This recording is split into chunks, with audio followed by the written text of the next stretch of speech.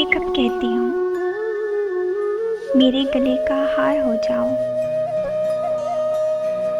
ये कब कहती हूँ मेरे गले का हार हो जाओ। वहीं से लौट जाना तुम जहाँ से बेजार हो जाओ।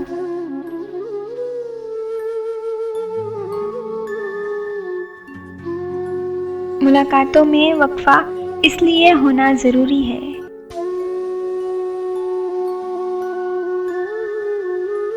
कि तुम एक दिन जुदाई के लिए तैयार हो जाओ।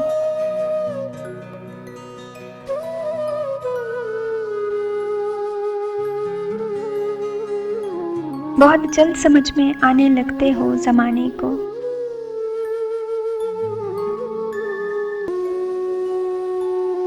बहुत जल्द समझ में आने लगते हो जमाने को। बहुत आसान हो, थोड़े बहुत दुश्वार हो जाओ।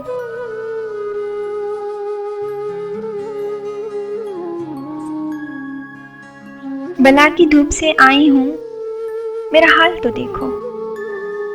बस अब ऐसा करो, बस अब ऐसा करो कि तुम सायाए दीवार हो जाओ।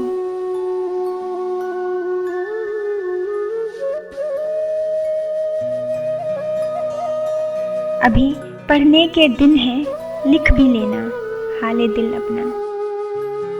मगर लिखना तभी जब लायके इजहार हो जाओ।